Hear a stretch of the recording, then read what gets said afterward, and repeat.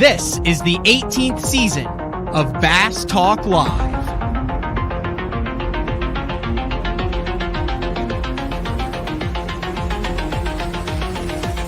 With your host, Matt Pangrath.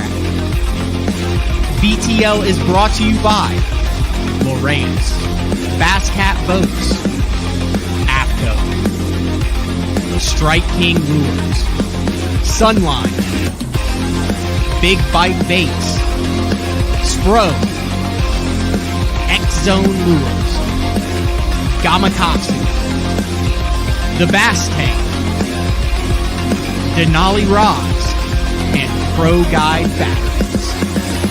PTL, coming at you! Good morning, and welcome to another exciting edition of BTL Bass Talk Live, where we are going to talk about bass fishing Thanksgiving week. It is November 21st, and I wasn't planning on having any shows this week, but there were some goings-ons. Is it going-ons or goings-ons? Going-ons. There were some occurrences in the bass fishing world that I was like, dude, I'm around. I'm not going home until the actual Thanksgiving day back to Illinois to spend with the parents, so we'll go ahead and knock out a couple of BTLs. Today, we have... Oh, he just made the announcement last week. He's Bassmaster Opens angler Ben Milliken. Dude, if you watch his YouTube channel, I think probably one of the smartest moves in the industry that's been made over the past 3 years is Ben Milliken moving to Texas.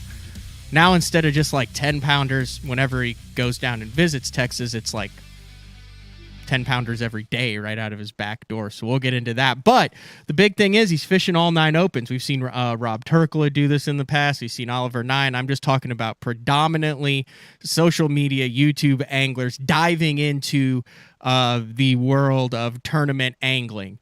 But Ben's a little different, I think, as far as his history with tournament fishing, his outlook, his reasoning behind it. So we'll get Ben on to talk about that.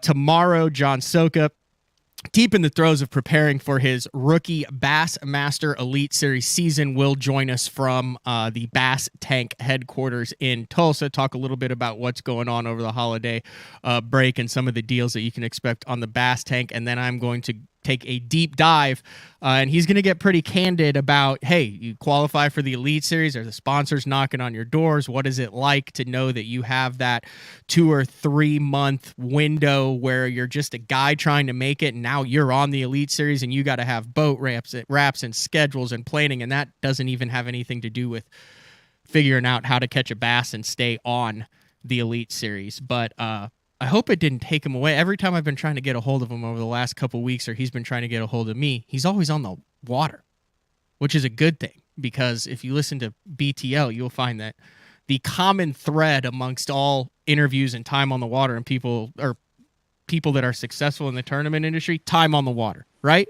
Ben Milliken, thank you for jumping on BTL again. I think this is the second or third time you've been on BTL. Man, I don't know, but I appreciate you having me on. I'm excited. Time on the water. Nothing can beat time on the water. Whether you're tournament fishing, big bass fishing, fun fishing, do you agree that time on the water is the greatest, the best, the only way to get incrementally better at bass fishing is to launch your boat or go down to the bank and actually fish? 100%. Yes or no? Yeah? Yes, but it's not yes or no. It's not black and white. It's got to be making something out of your time on the water and learning time on the water. You can go fish the same lake, the same style of lake or body of water every single day, and you can master that, but that doesn't really necessarily make you a great fisherman all around. That's true. So so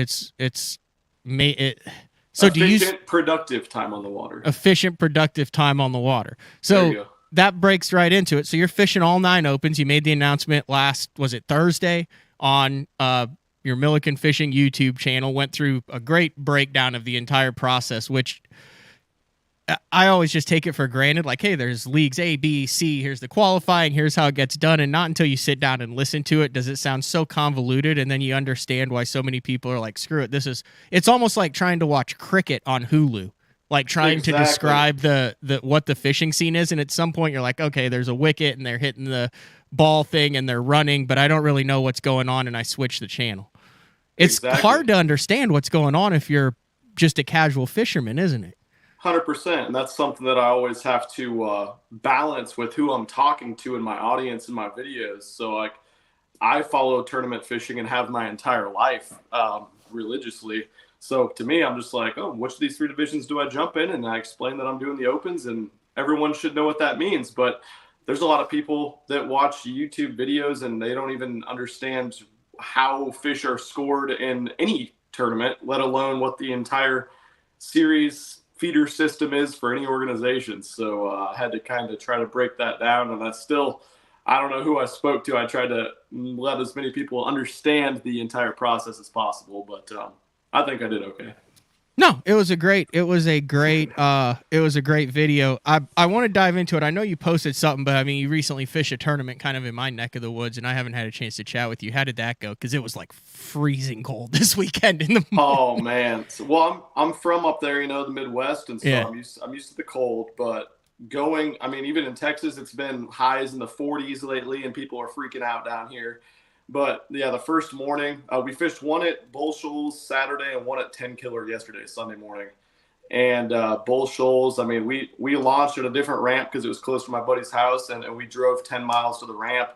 And it was like 13 degrees Saturday morning and windy and cloudy. Oh my God, man. That's a different level of cold, no matter how much cold gear you got. If you haven't experienced it, it's a lot to hop into for the first time. Can you talk about how you did, or do you save that for your videos? Yeah, I can't tell you how I did, Matt. That's top secret information. No, I'm just kidding, man. It was frustrating. My buddy Landon Edwards, a lot of people don't know who he is yet. He just turned 21. He's a really young dude. He's going to be a force to reckon with in all of the Ozark area. He whoops all the ass in the Beaver Lake area. He lives right by Beaver, and the dude fishes like 4 to 6 tournaments a week. Every weeknight tournament, every weekend tournament. He'll get done at 3 or 4 a.m. Friday night fishing a night tournament, blast over and get to the ramp at 6 o'clock a.m. and go fish a Saturday day tournament, go fish Sunday. Like, dude's ate up with it, and he's real good. That was kind of a wordy way to say how we did. No. But he's been crushing them on glide baits at all the lakes for a long time. He does a lot of other stuff too. He's not just a swim bait guy. But he said, come on up, and I kind of did last minute. And unfortunately, the weather turned this last week, and so those fish that were like blowing his little glide baits out of the water and stuff were doing a lot more swirling on it, popping it from behind, just not getting the bait good. So we finished one place out of the money Saturday with 15 pounds of Bull Shoals, all the fish on big baits, lost the winning fish, just swiping at it and losing them and stuff, and watching them headshot it and suck the whole bait into the hook and not get the hook. And that's just how it goes sometimes. What was the water temp at Bull Shoals? It was still pretty warm. I thought it was 59 or something, 60 maybe. Holy cow. Yeah, that's shockingly warm. Yeah, it's like, that's not much different than it is down here by Houston. It was wild. And then 10 Killer was the same thing, man. He's been crushing smallies. He had 22 pounds or something last week on a glide bait. Went there, and it was just, smallies on any type of moving bait is scary. You know how that is. Yeah. And treble hook bait. And we thought we did terrible the whole day. We had like 12 pounds. We had a 1.5 pounder in our bag, and I lost one at the boat, about 4 pounder. Got it to the net, and he went to scoop it and missed it. We're like, it sucked for a second, but we don't have a good bag anyway. It'll take 18, 19 pounds to win. We got to weigh in, and we got fourth with 12 pounds, and we lost by like a pound, like 2 pounds or something. We would have won with the one fish that I Oh, wow. That's strong, because there's a lot of locals that fish that. Yeah. It was a super disappointing, frustrating day. The fish got off the glide bait a little bit, and they're kind of in an in-between phase. They don't know if they want to be on the shad ball stuff or not yet. Was it one on the rig? I don't think so. No, everyone was pounding the bank. I assume they would rock crawler or something. My first eye-opening glide bait experience was on 10 Killer, Ben. Yeah. And it was I had just gotten so it would have been 2014. When were the Elite Series at Bull Shoals? The one that I think Polinick won that It one, was like around 2013. I think it Anyway, was 13. Yeah. he had a box, and it was the first time, no one had a box of glides, and he had a box of glides, and the primary glide then was the Negotiator, Hmm. which is pretty blocky still. Like when you compare it to like what's out there now, like as far as like thick and I mean that thing looked like a 2x4 in 2013. Like all the other guys were standing around going, and you throw this, and he's like, Yeah, yeah. for sure. But I got my hands on through Grant Goldbeck. There's a name. I need to see what Grant's up to down in Texas. But Grant Goldbeck had a connection anyway. I think he was sponsored by even Roman Made for a little bit. But I got my hands on a blue alumni Negotiator. Nice. It was like the foil. You know what I'm talking about? It was the foiled one. I think I paid like $180 for it. And I went to 10 Killer. I went right across from Chicken Creek. And I'll never forget this. I was trying to figure out how it worked, and like I roll it past a boulder, and like a 5.5-pound smallmouth comes up behind it, and I'm just like, oh my gosh.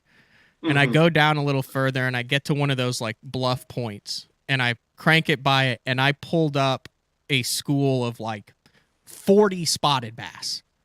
And if you've never done that, you've never seen a follower before, it's new to you. I mean, this was, almost 10 years ago. It is mind-blowing when you see these fish, like, following that glide bait. I would just remember just being like, you'd never even know those fish were there without a glide. Definitely. It was so cool. I was hooked on it. And then for the next 3 years, I proceeded to almost win tournaments on it. And Exactly. Never did. That's the problem. We did a lot of almost the last few days, but that's how it goes.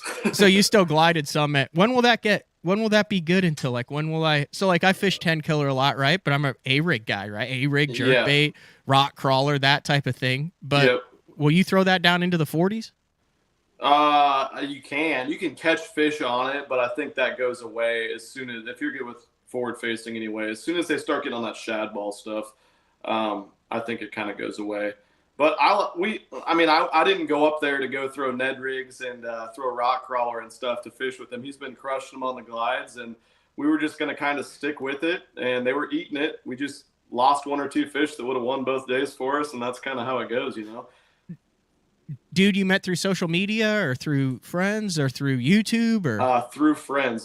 Just a friend that I had met fishing in the Ozarks. He was like, yeah, I like to do the glide bait stuff, but you should go fish with Landon. This dude's super young and he's winning all these tournaments. You should go check him out. And so yeah, we kept in touch, and we're gonna be fishing together quite a bit, I think. I think we're fixing to see a wave of, and like, so I had Tristan McCormick on, and he talked about like the young guys coming up, and I'm like, dude, you're 24 years old. Like you are one of the young guys. And he's talking about like the 18, 19, 20-year-olds. It's kind of scary when you look at it, especially on BTL. You talk to guys and they're always mentioning, you start looking them up. They're like 19, 20 years old that are very proficient, very talented. And they have that mentality of, I remember like Matt Herron will talk about some of the old guys, Zell, some of the old guys will talk about it. They haven't had their heads caved in yet. So it's optimism, and it's the mentality. You can't replicate confidence. Of course. And they haven't had their confidence beaten down yet, ever. No, like exactly. you know what I mean? Yeah, that's true, man. They're kind of scary. It'll be interesting to see, especially in the Opens this year, how many of those. I just saw an announcement. I didn't know him. I think he was 17 years old, and he's like, hey, I'm in for all 9 of these things. That's wild. Yeah. You're in for all 9 of these things. I'm in for all 9 of these things. Tough to say. Just talk about the first time it crossed your mind where you honestly, seriously thought, all right, I'm going to explore this opportunity. Well, I mean, it's kind of something I've definitely wanted to do for probably 15 years. And probably every bass fishing video I've posted and put up, I've had at least one comment, you should fish the Opens. You should jump in the Opens.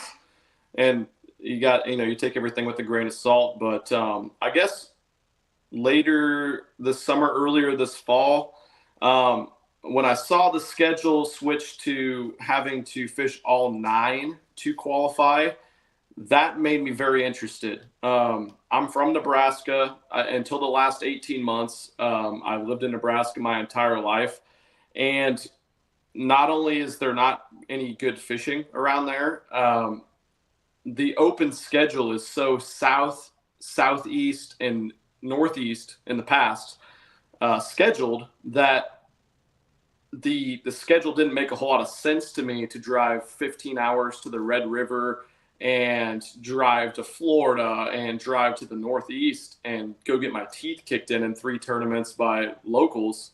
I've always felt like through my tournament fishing that the longer the tournament is, and the less local advantage there is, the better chance that I would have to go in anywhere and do well. And that's how it's been in every tournament that I've fished that's bigger.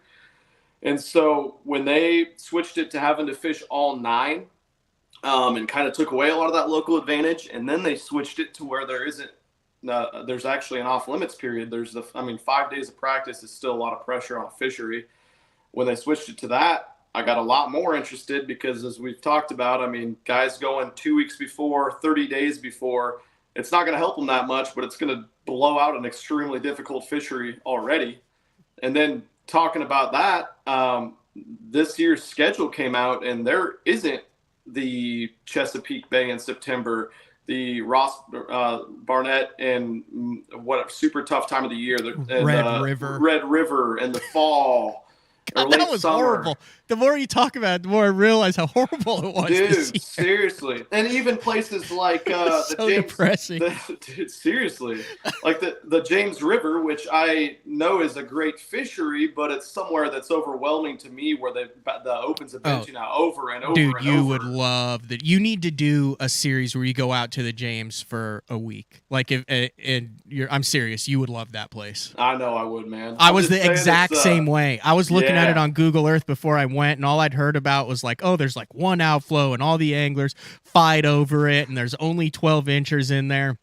And I got out there the first day of practice, and I didn't get any bites for the first 2 hours, and I'm like, this is overwhelming. And then like the next 3 hours, I had like a 5, and a 6, and I called Brad Hallman, and I was like, this is like the land before time, like and ever since then, I would put it in my top 5 fisheries. Like, you need to do a week out, or 4 or 5 days out there, and you can throw the big baits, you can do whatever the heck you want. Polinick won out there. Anyway, side note, but the James River is badass, and if you haven't been there, I don't know why I like it so much, but I do. Of course, I've only fished the Chickahominy, but it's cool. It's cool as heck. Well, I've heard that. Continue. I'm just saying, like, I've never, besides like fishing a day with Ike out at Chesapeake Bay in the winter, I have never fished a tidal fishery, and like, it's such a disadvantage to go out somewhere like that I've never fished, and do that. So, or even like Oneida, when Oneida was fishing super tough until this year. Like, that's crazy tough. But seeing the schedule, it's an unbelievable schedule, how good it is on paper. I know everything. We might get some flood tournaments. We might get who knows what'll happen, and 2 other ones will be way too tough, or way tougher than they looked. But very, very good fisheries. It doesn't seem like a schedule that Bassmaster has kind of done over the years, where you end up at places like the Sabine River strictly because their Chamber of Commerce is willing to dump whatever money in. It seems like it's legitimately structured to kind of pander to versatile anglers that are just going to go out and be able to fish big water, figure out big water, big places that fish huge, and not, I don't know, it takes a lot of the uncontrollables out of it, I guess. And then that's the second part of it. A lot of very big bodies of water that'll fish big, I think. And that's exciting too. So with all that in mind, I wasn't even considering it the last few years. And then all of a sudden I saw that, and I started talking to my wife, and I'd be lying if I said that I wasn't burned out like to an extent with what I'm doing for a living right now, making these videos. I try to include my wife and my family in as many of my trips as I can, but that gets very difficult when I'm trying to put out as much content as I can, yet I'm staying so consistent with it and not skipping anything that I might go tomorrow and the next day and I'm like, oh, I'll go to this lake and make this video, go to this lake and make this video. And then that doesn't pan out. Then I'm like, oh shit, I got to drive 7 hours away the next day or the next night as I get home. And so I can go make content because I don't have anything lined up. I've been doing that for 6 years. And I'm not exaggerating when I say that. Like, I literally had a bad week for 2 days at the end of last week, and Landon hit me up about those tournaments. And I was like, okay, I'm driving 8.5 hours to go fish 2 little local tournaments with one of my friends Saturday and Sunday so I can get some content. And that's amazing that I'm able to do that. And I got the support to do that with my family and financially just building my audience over the years. But I'm sitting here talking to you after I slept for 45 minutes Friday night before the tournament. We fished all day yesterday. I got home at 2 a.m. last night. And this, honestly, looking at the schedule and how this is all going to play out, this adds a little bit of stability to my life, which is kind of funny, as crazy as the open scene is. I don't want anybody to take this as at any point in our conversation today as me thinking that I'm going to do extremely well, or I think it's going to be easy in any way, because it's going to be a freaking grind. But I've wanted to fish professionally my entire life. Technically, I do. Fishing is my profession now.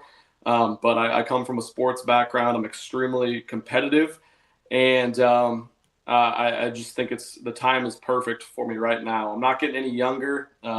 My son is 2 years old. He isn't in school yet. My wife's got a job right now where she can kind of pick and choose her schedule. So it all everything, all the factors kind of figured themselves out to me trying to give it a go this year, man. What are you 33, 34? 33. Yeah. That's about when I kind of woke up and was like, okay, I'm in the industry. I'm doing this. I've always wanted to do it. I've put it on the back burner. But like, if I don't do it now, like, when am I going to do it? For sure.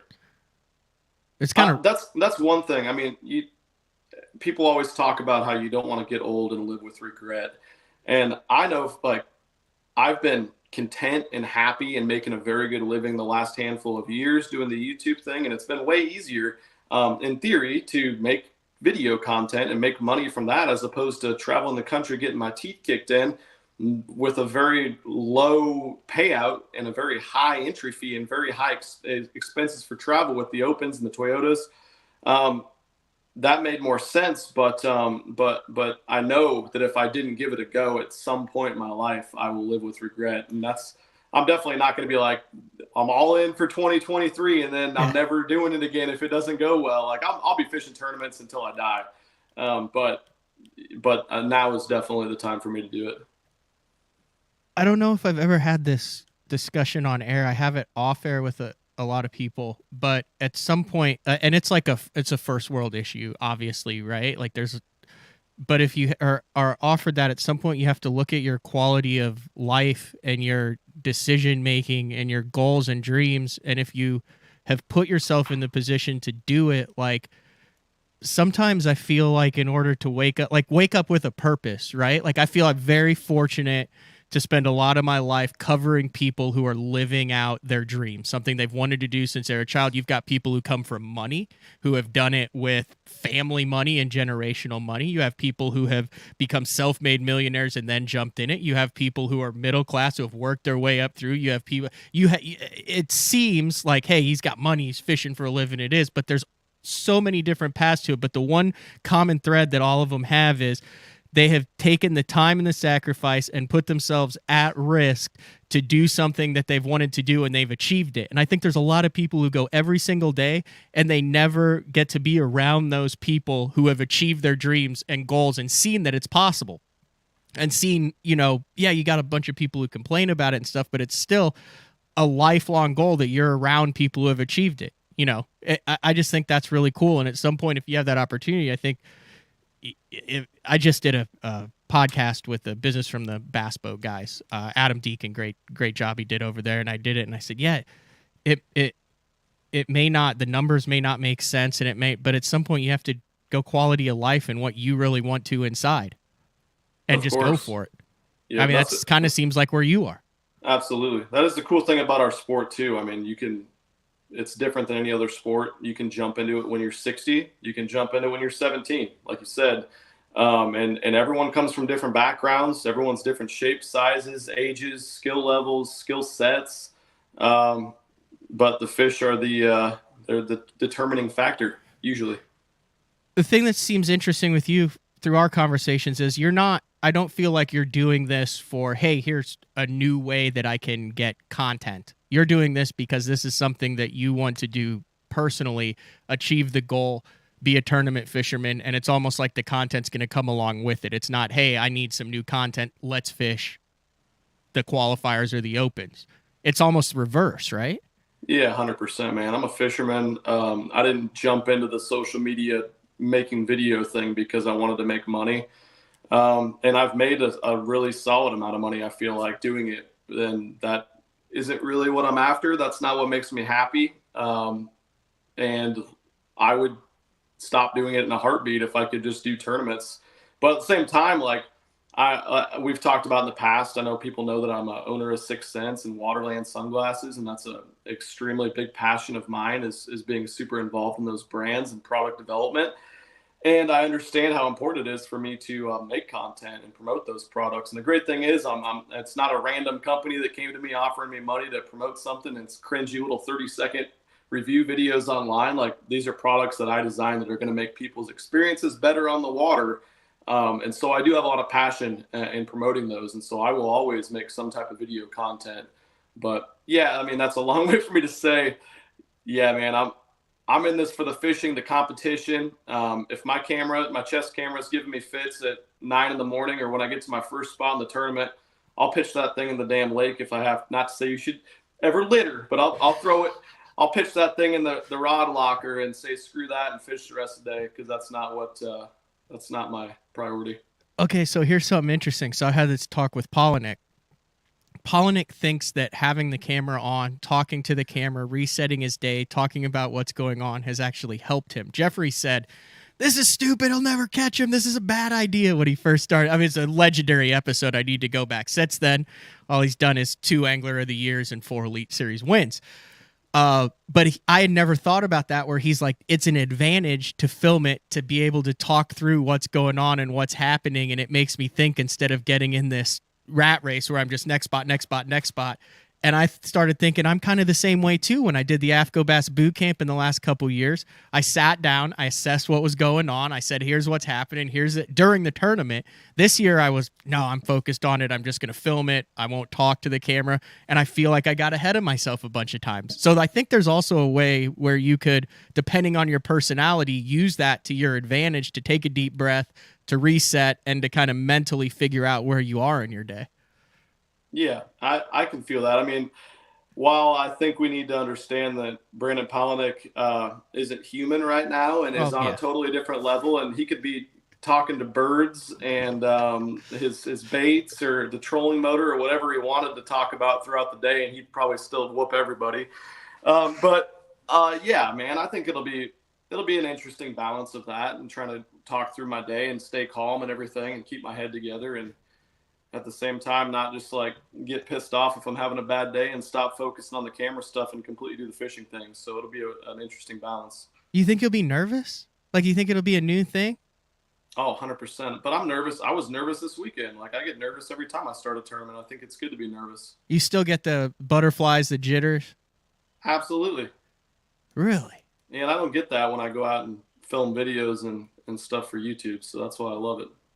See, I think I lost that. I think I got not immune to it, but I don't get the my hands aren't working butterfly thing, because I covered the Elite Series so much. I went to every single launch and which I think could be an advantage, but I also feel like I get kind of robbed out of that when the co-angler back there is like flubbing around and he's like, dude, I'm so jacked up this morning. And I was I mean, I get super late fish today. Yeah. I get laser focused, but I like those kind of pre-morning jitters. Yeah, I don't get those very much. And different people handle it different ways, of course. I'm a lot more of the quiet type when that starts to kick in. But yeah, I can tell you what, the boat launch that you follow coming up here, I'm definitely going to be feeling it no matter what. You follow Alabama. That's in the beginning of March when the Opens kick off. You got it. All right, we're going to take our first break of the show, talking with Ben Milliken. Milliken Fishing and all of his, you call your followers MFers. You got it. And he's going to have a lot of MFers following him this year on all 9 of the Bassmaster Opens. When we come back, I want to talk a little bit about your style. I want to say you're kind of pigeonholed into a style, but then if you go back and look at a lot of your videos and a lot of your earlier content, I don't think you are. But we're going to talk about that. We're going to look at the schedule and see how you plan on breaking it down, the schedule, your style, your strengths when we come back. BTL on a Monday, November 21st with Ben Milliken. We'll be back right after this. Your key to better fishing this season is Elite FS, now available at a new lower price. Get Elite FS9 today for $9.99, and we'll throw in a C-Map reveal chart, our premium mapping solution, for free. Elite FS works with all state-of-the-art Lowrance sonar, from chirp, side scan, and down scan imaging with fish reveal to high-resolution active target live sonar. Elite FS9 and C-Map reveal. Offer ends August 31st. The new Puma STS has been redesigned from the ground up. With the angler, design, function, and performance in mind, nothing on this new offering was compromised, and the only thing carried over from the previous version is the name. Based on the Soft Touch series hull that started with the flagship Jaguar, this new model is nimble and performs incredibly well at all speeds with either a 250 or 300 horsepower engine. Featuring a new 96-inch wide-body footprint, this hull measures out at 20 foot 7 inches in length. Industry-leading design coupled with tournament-winning performance. The Puma STS from Basscat. Feel the rush.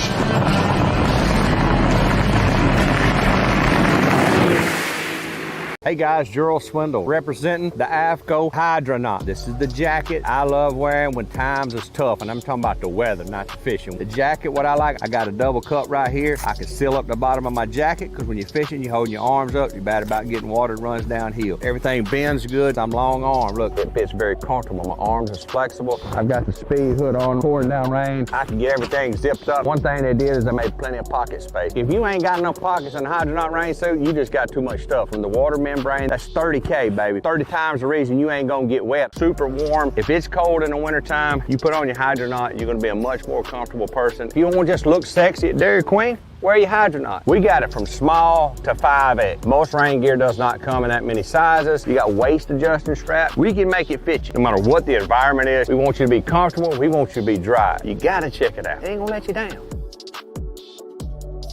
The KVD 100 jerkbait. 15 different colors. A perfect combination of roll, wiggle, and flash. Increased castability. 3D eyes. Premium black nickel hooks. KVD. Tie one on. Striking lures. Elite Series Pro Daryl Gleason here. My Pro Guide batteries keep me going on those long tournament days and long practice days. Always plenty of juice, never fail. The best part about Pro Guide batteries, it's the people behind the company. They have over 40 years experience in the battery business, keeping all of us fishermen out on the water longer, catching more fish. Check them out at ProGuideBatteries.com. What's up, Bass Talk Live fans? Brandon Polnick here. And ever since I won a couple Bassmaster Elite Series events on X-Zone Lures, I've been getting a bunch of questions of what makes them so special and different. And really, the truth is, it's in the details. The little details, things like no cheap fillers in their plastic. That gives you more lifelike action, more realistic and vibrant colors. But don't just take my word for it. Go to www.xzonelures.com and check them out for yourself. Get the best patterns backed by tournament data. Start by finding the best 10% of your lake.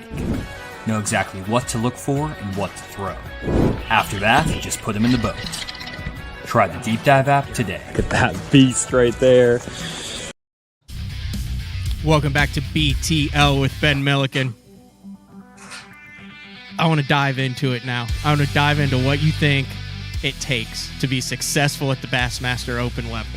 Because you're a YouTuber. I know you're a tournament angler. I know that this is what you do, but you are primarily known as a YouTuber. So you are going to be compared to the other And I said, that's not a bad word. There's YouTubers or tournament anglers. There's tournament anglers who YouTube. There's YouTube anglers who tournament fish.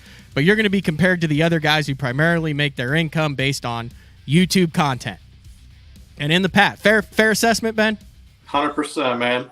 And in the past, and like I said, this is no knock on any of it, because there's plenty of good tournament anglers who have really crappy YouTube channels. So just take the flip side, but the guys who are YouTube predominant, who have dove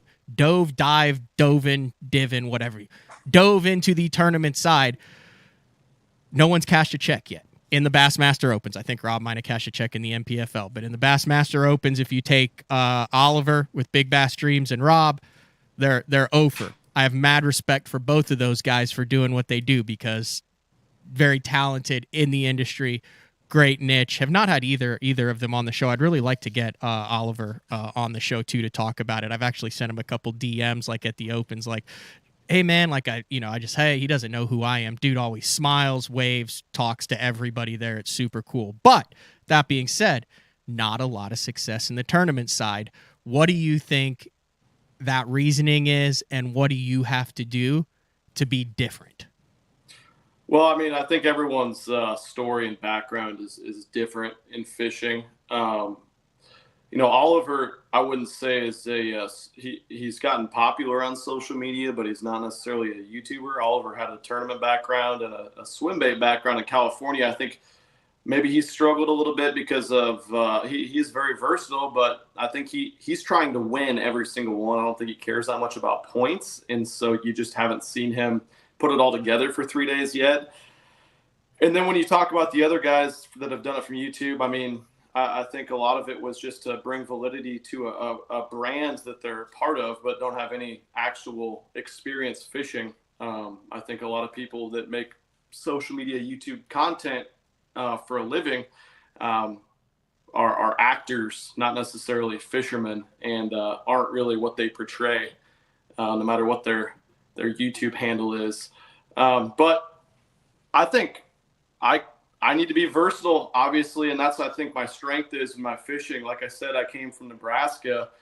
I fished a ton of different smaller bodies of water, Nebraska, South Dakota, Iowa, Missouri, Kansas, and I traveled to Texas and fished tournaments in Missouri and Arkansas and Kansas and Iowa constantly for 15 years. And fished a ton of different bodies of water. I became familiar with the Ozark Lakes. And then once I started my YouTube channel, I didn't go the easier route of trying to make money and get views by simply making videos next to spillways every video, using obscene live bait and thumbnails, or even contacting everyone that had more subscribers than me to see if they wanted to fish together to make some cringy content so I could capitalize off their subscriber base. I've always wanted to bring value to my viewers, and so I would fish with people like Oliver, who didn't have a ton of notoriety on YouTube. I would fish with people like Matt Peters, who made the Southern Swim Bait documentary. People that know more than me and can provide value to me and to my audience, as opposed to just hitting up Timmy Walmart challenge video guy from Alabama to go film a pond fishing video with him. I've always had an emphasis on tournament fishing, and like I said, traveling all over the place. I've fished a lot of different bodies of water, and so you obviously got to be extremely versatile, especially with all 9 tournaments. Points wise is the only way to qualify for the Elite Series, and that and all the other things I said about the tournaments changing the Opens, changing the rules this year, I think benefit me. So are you in this to qualify for the Elite Series, to make the Classic, to cash checks? You mentioned that this isn't a one and done thing. Is this a transition in your life where you're I mean, obviously things change. Life changes. You can't know for sure what it is. But is this something that you're willing to go 2, 3, 4 years into on your quest? If it doesn't happen on the first year, and if it does happen on the first year, you jump into the Elite Series, no questions asked? I mean, I think it'd be silly to not try to do the best possible points-wise to make the Elite Series. It's not necessarily a goal that I have to do. But the more I start looking at the schedule and start getting into this and start making my travel plans, I think that is my goal. Now, if the first 3 or 4 or 5 go terrible, then I'm going to try to win one. That's for sure. I'm going to try to win the rest of them. I'm going to swing. But yeah, I mean, I think I'm definitely going to be going the points route as much as possible, at least at the start.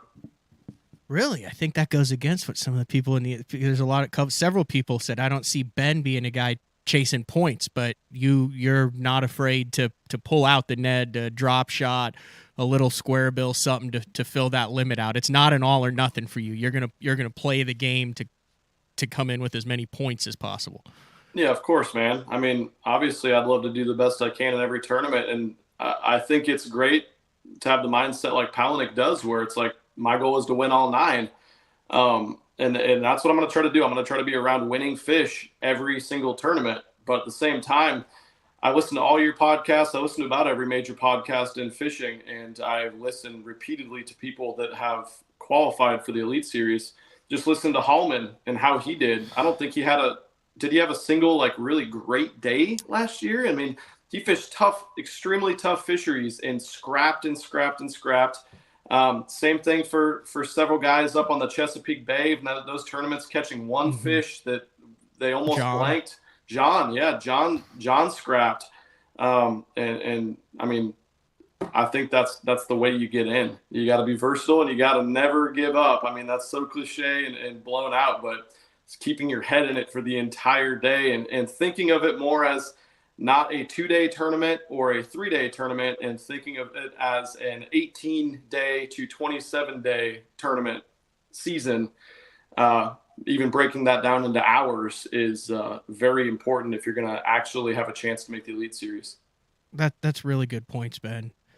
Because, rooming with two of the guys who made it, seeing what is done. Now, listen, pedigree-wise, Hallman, we all knew that was going to happen. Sokup, we've seen this massive progression that a lot of people credit to electronics.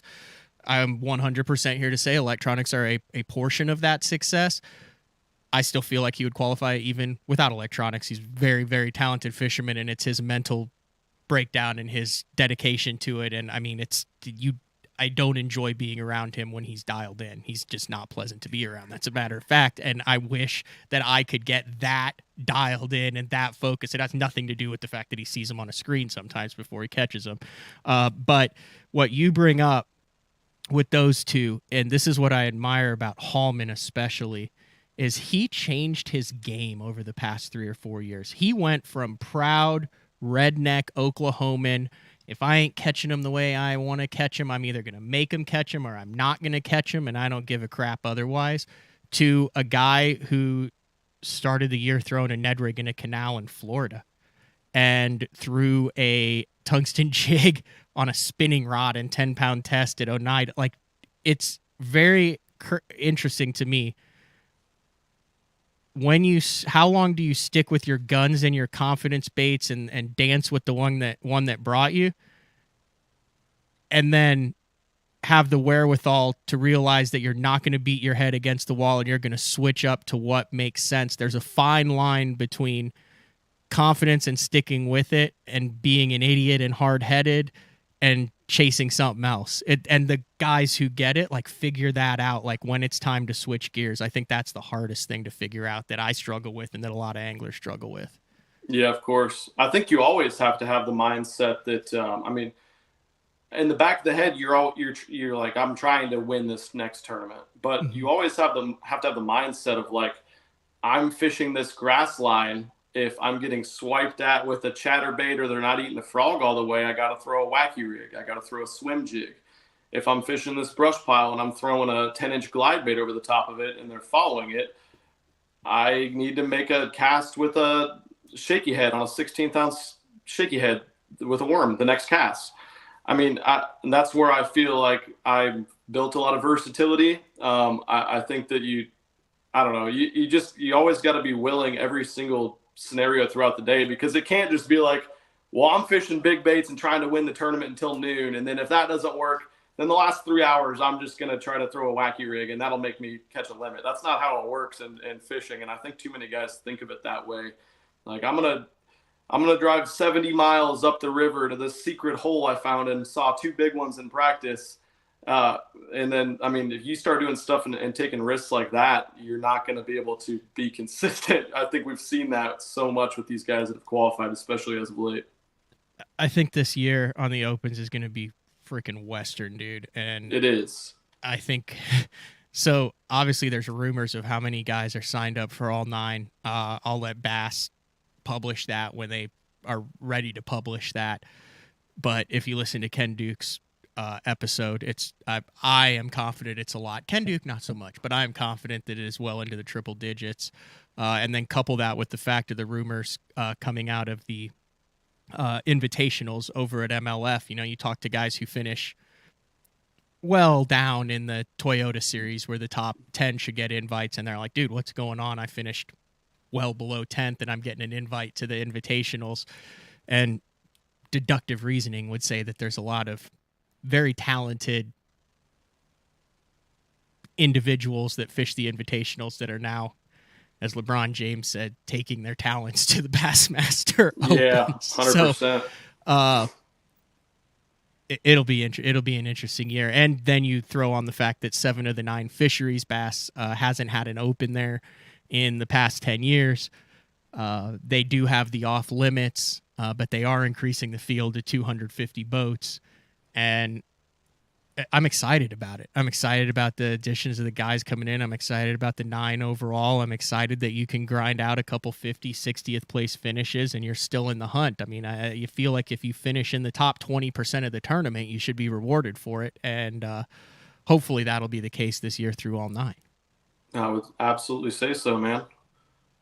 I mean, Cool. do you plan on? It's a really cool schedule of so many different types of fisheries, but the common denominator, like you said, the majority aren't fisheries they've been to before. And when that was on, when I saw that, I was just like, boom, let's do this. I'm all in.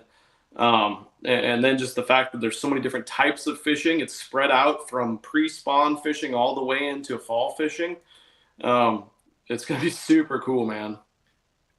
I mean, do you plan on having the big stuff even tied on? I feel like you look at any of the past qualifiers for the past year, okay, Polinick, Angler of the Year, stuff like that, it's played a very minimal role, but can't remember any of the qualifiers in the past 3 Opens years like being like, oh yeah, and then I caught one on a glide bait. Are you going to still have that? Are you going to try to incorporate that, or are you going to put that away for these 9 derbies? I promise you there will be at least 2 or 3 big baits on my deck at all times, except for maybe at the St. Lawrence. It'll be 1 probably, but there'll be at least 2 or 3 on the deck. And you're,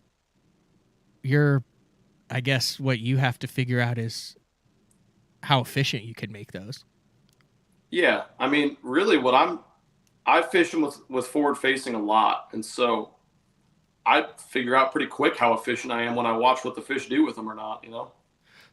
I'm not going up throwing a mag draft on the bank all day like I did the last 2 days. Not a mag draft, but if we had some Ozark tournaments, I'd be doing that a lot more. I'd be burning bank, and it would kind of be like I guess we'll see what happens at the end of the day type deal, like I did for fun the last few days. But yeah, man, there's so many opportunities. I mean, brush pile fishing, ledge fishing, point fishing, stuff like that, where why not sling a big bait over the top or in there? I mean, I'm not going to keep throwing it all day if they're like not even following it, but that's the great thing about forward facing. I can learn that pretty damn quick.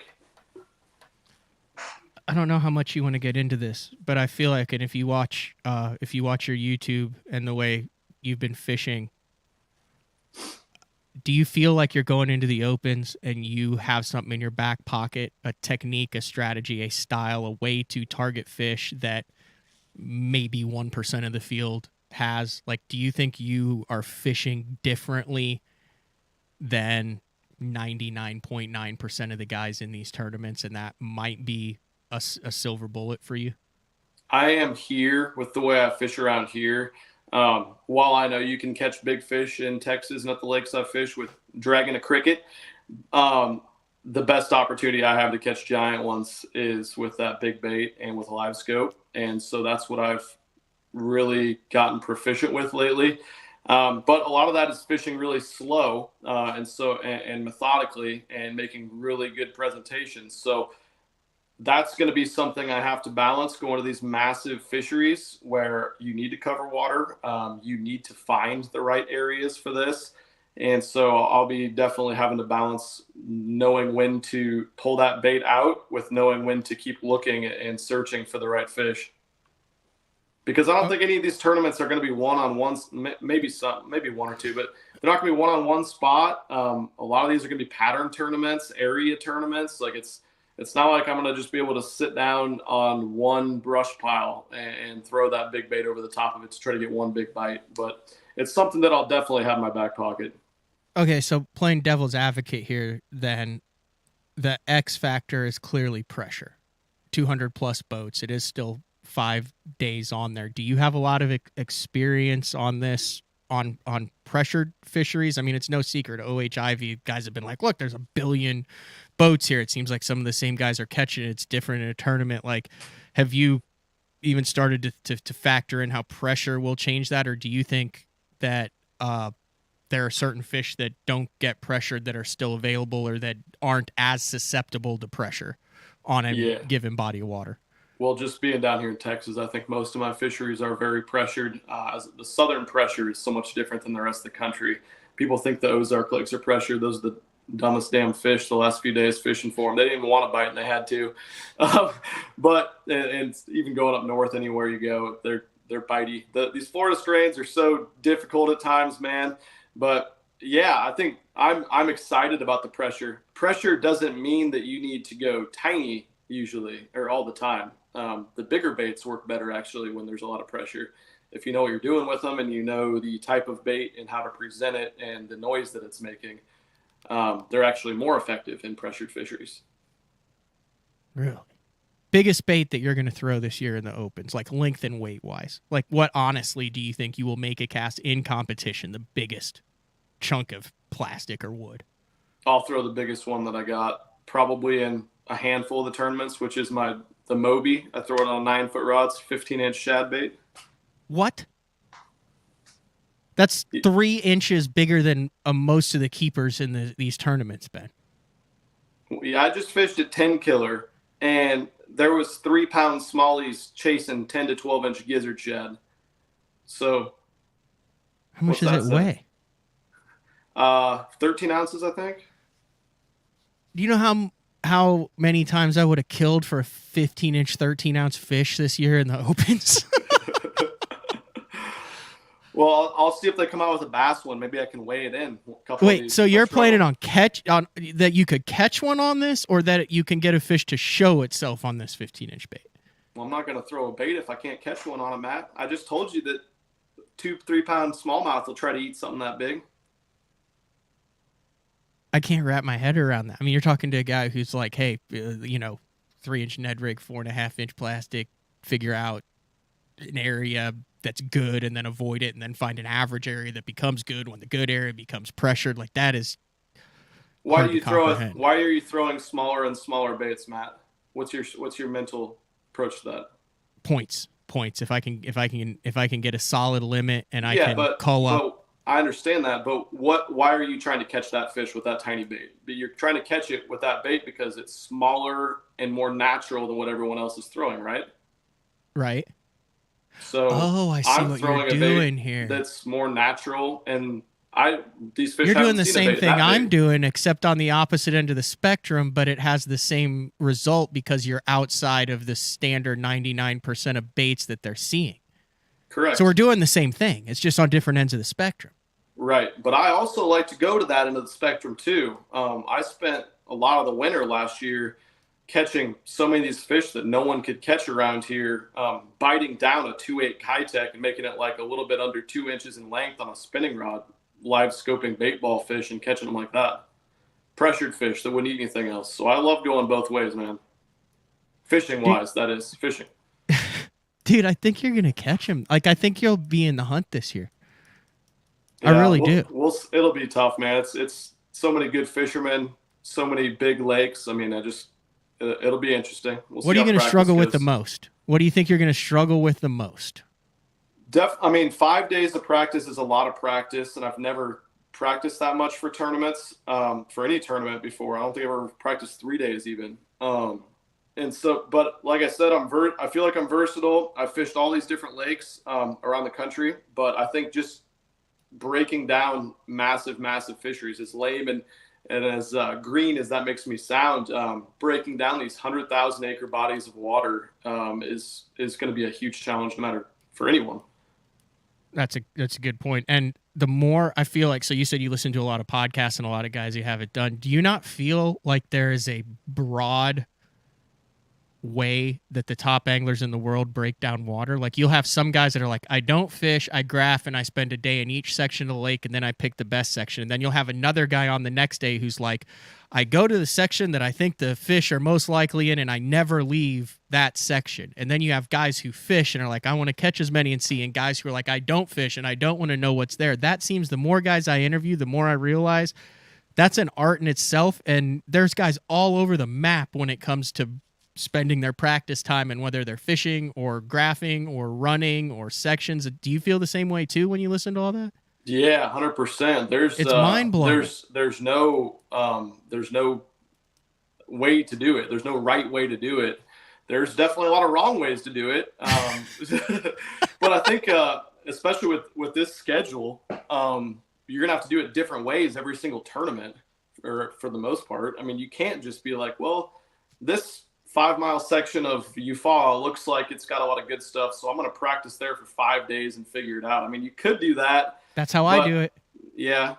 Well, I'm just saying, and that's not really my style. I'll probably fish a couple different areas of the lake and then do a home run style area. Like, I'll run 80 miles away, not run there, but drive there and check something that looks good.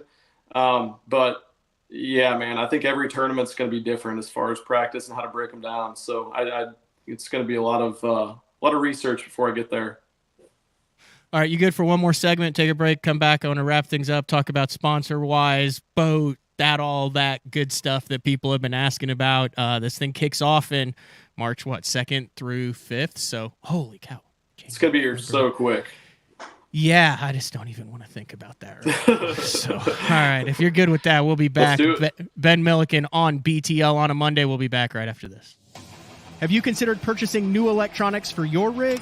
The type of mounts you choose to protect your investment should be part of the decision-making process. No matter if you prefer 1, 2, or 3 graphs up front, Beatdown Outdoors has a solution for you. Adjustable, versatile, rigid, and made in the USA. What's your ultimate electronics setup? Check out the full selection of Beatdown Outdoors products by visiting beatdownoutdoors.com. The new Android series is the peak of the Denali lineup and offers the ultimate Denali experience. The Android series features 36-ton multi-directional graphite combined with interlock blank technology for added strength. Each rod is outfitted with Royal titanium guides that will not fail. The blank is fitted into an easy-touch, soft-feel EVA foam grip with exposed blank reel seat. This all allows the Android to transmit every movement of your bait and even the most subtle bites. The Android series is the finest rod Denali has ever made and offers an angler the ultimate fishing experience with a limited lifetime warranty. See the full lineup of Android rods at denalirods.com. Vibrating jigs are a great choice for any time of year, and the Kamikaze Swim-On is a perfect match for any vibrating jig. 2 sizes and the unique tail design gives it a bait fish profile and a great swimming action for realism. There are 17 colors. See them all at bigbitebaits.com. The Spro Little John crankbait has been around for almost 15 years, and it is one of my go-to crankbaits whenever I need a fish in the boat, so you can never have enough new colors. That's why Spro's coming out with a handful of new colors, including Pearl Shad, which has this bleached out white look, but it's got this pearlescent, really pretty. We've got Copper Shad, which looks amazing in the water. It's got that purple flake on the back, really pops in the water. And then if you want some real pop, we've got Sparkle Shad, nothing but sparkles all over this thing. And then last but not least, we've got the matte Sexy Shad, just a really different looking color for a crankbait. So you want to give them a little different look, that matte Sexy Shad is definitely the one to go with. All these colors are available in the original Little John and the MD. Combining one of the most popular hook styles with Gamakatsu's beefier Superline offering, the Gamakatsu Superline Offset Round Bend delivers the strength necessary to target big fish in heavy cover. Well suited for braided line and heavier fluorocarbon, the Gamakatsu Superline Offset Round Bend is built using stronger Superline wire that allows anglers to easily fish a finesse worm around heavy cover. The round bend offers a larger bite area, perfect for any worm presentation, while increasing your hookup ratios. The newly enhanced Z-bend holds your plastics on the hook longer, reducing the number of pull-offs and reducing damage to plastics. Available in 2/0, 3/0, 4/0, and 5/0, this is the most durable worm hook, designed for heavier lines that hold your bait on longer. Preparation is key to success. And that preparation starts well before you ever hit the water. You're only as strong as your connection to the fish, and your line is that critical connection. Confidence in your line every minute, every day on the water is a necessity, and failure, it's not an option. Sunline makes the fluorocarbon, nylon, and braided lines to give you the strength to guarantee your confidence. Are you looking to install your own fishing electronics? Well, the Bass Tank is here to help you. The solution is the Bass Tank Power Harness. It takes the guesswork out of installation. No more voltage issues or interference. Designed by an engineer so that you can get professional results right there in your own garage. Installation done right with the help of the Bass Tank Power Harness. You can feel confident knowing that your installation was done right. The Bass Tank Power Harness. Give us a call or order yours today at thebasstank.com. All right, welcome back. BTO on a Monday with Ben Milliken. Has it sunk in yet? I mean, dude, you're going Alabama, Florida, Louisiana, Oklahoma, Missouri, Virginia, New York, Tennessee. $1,800, filming the whole thing. And if you catch them, Bassmaster Classic and Bassmaster Elite Series. I mean, this is what you've been working for, right? I mean, this is where you wanted to be. And it's going to be crazy, man. I'm excited. It's definitely going to be a huge challenge, and I'm trying to just kind of take everything one step at a time. Just trying to think about you, follow. All right, you mentioned some of the savvy business decisions you've made in the past with 6th Sense and Waterland. Curious, people on the instant feedback also want to know, are you going to be fully wrapped? Are you running incognito? What are we looking like? Have there been sponsors that have come out of the woodwork since your announcement that want to be part of this, knowing how many people will follow your journey next year? What's the sponsor front look like? Nah, man, I don't know what I'm gonna do. I don't think I'm gonna have any new sponsors really. At least nothing on a wrap. I'm not gonna wrap my boat. I'm not gonna wrap my truck. I know from experience that wraps don't really move any product or anything. So me doing the promotion on videos will be everything as far as 6th Sense and Waterland. And I got a couple other companies, my Powerhouse Lithium, they've stepped in big time to support me. And of course I get my boat through Boatworks in Missouri. So I got a new boat coming, designing it now, and it'll be ready for opens. And I'm pumped about that. We're on the Camus again. Oh, nice. Yeah. Good question here. Take a couple questions here from the listeners. Kevin wants to know, he's curious, how many of your subscribers are new to tournament fishing? And what do you think the impact is that you'll bring some of your listeners or viewers who aren't as adept in tournament fishing to it? Yeah, I've always I've had a little bit of emphasis on my channel, probably more than almost anyone, on tournament fishing, especially when I was back in Nebraska. And so a lot of viewers love the tournament videos, especially like the local tournament videos. Obviously, that's a lot bigger demographic than just the guys that fish professionally. But I think I'll definitely get thousands of new viewers into the more serious sport or the more serious tournaments in bass fishing. And just like we talked about with my video announcing it, I think that already has a lot of people kind of understanding what everything is, that in the outside looking in, it's really hard to understand what all this means, especially with everything that's gone with MLF being created and FLW Tour going away. And now the invitationals and the NPFL popping up. Like, if you haven't been seriously following it the last couple years, there's no chance for you to know a whole lot about it other than you go out and try to catch 5. But, yep, it's going to bring a lot of new people into it, which is awesome. Jeff says, what's the over-under on you catching big bass in every open? Over-under? Listen, I think it's a there's- weird deal in the opens because if you're putting Oh, yourself man. around the biggest bass, you're also opening yourself up to more risk. Do you not Yeah. agree with that? Oh yeah. I mean, for the most part, like I've listened to a lot of strategy from John Sokup coming on here, and he's talked about just trying to get around the most fish possible, most keepers possible, and the big ones show up. And there is truth to that too. Bass live in specific areas, no matter what size they are. Obviously, the small group of big ones can live in obscure locations, but I'm not going to give odds on that. I'd say there's probably a 2% chance I'll catch big bass in one of the 9. There you go. You know what's crazy that I hadn't thought of? Well, we've talked a lot about a lot this show.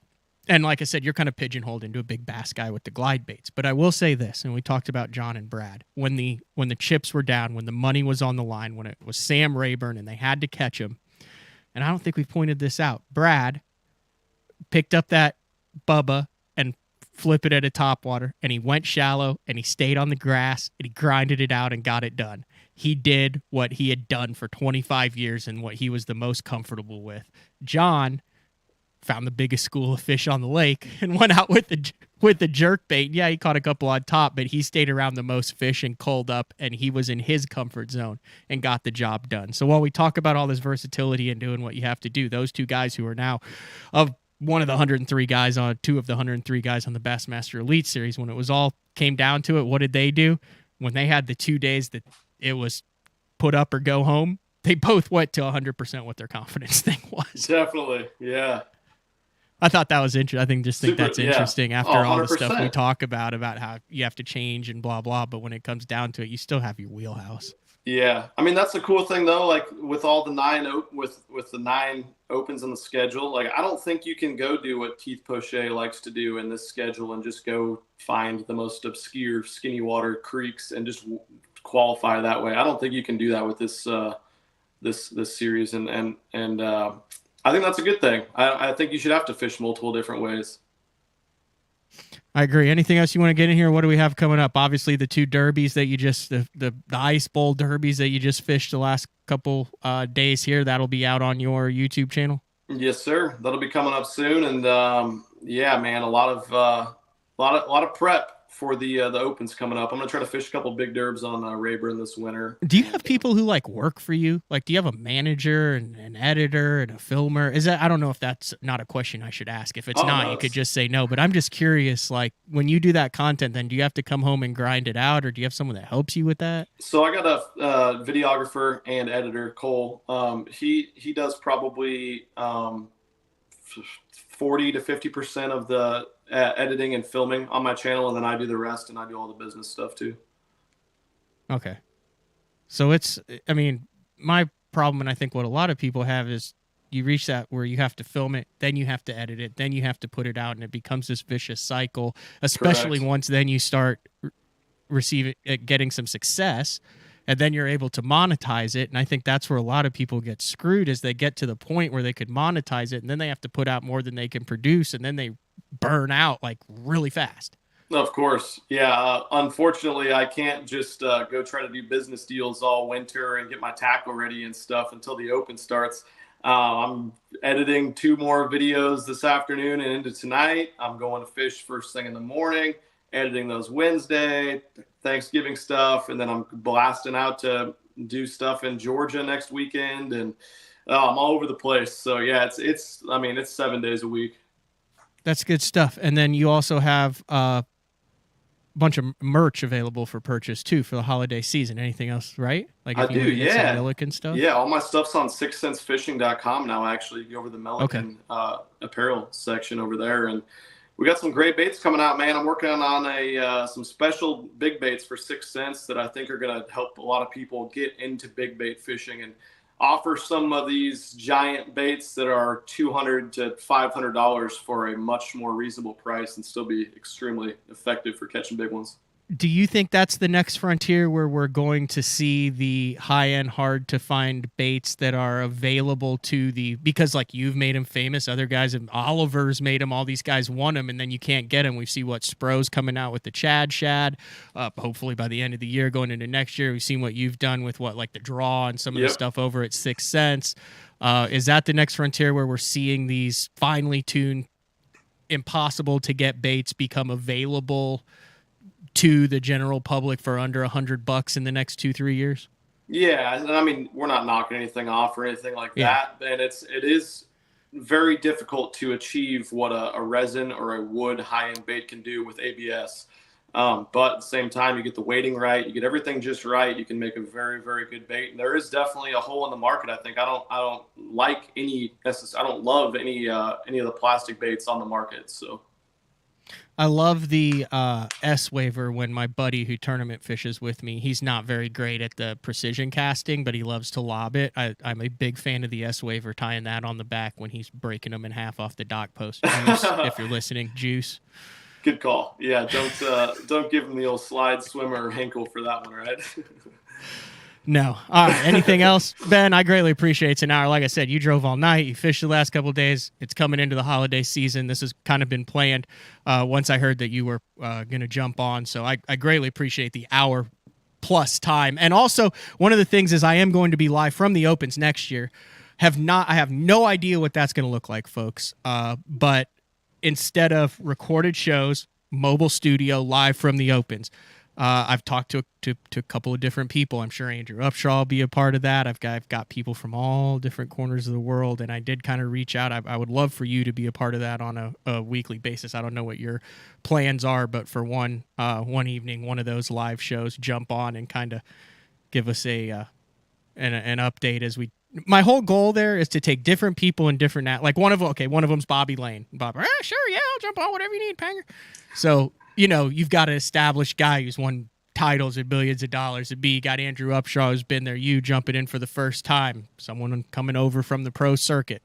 A couple different guys. I think that would be a really cool aspect for the listeners. But I'd love for you to be a part of that over the course of all 9 Opens. Me too, Matt. It's a really good idea. It's a way to bridge that gap that we've been talking about between this mystical land of high dollar fishing and bringing some of the.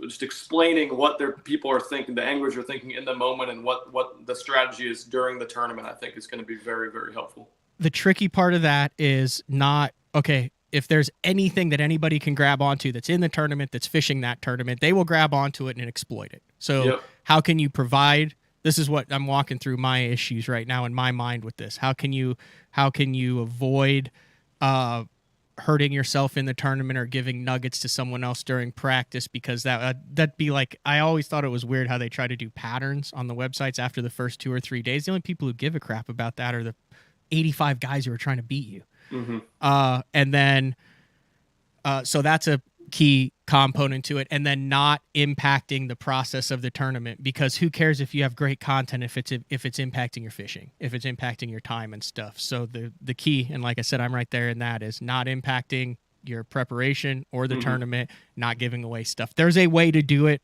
that's really awesome, and that's where I plan on finding it. Yeah, we just the main thing with that is just we got to lie. Just lie a lot. Lie.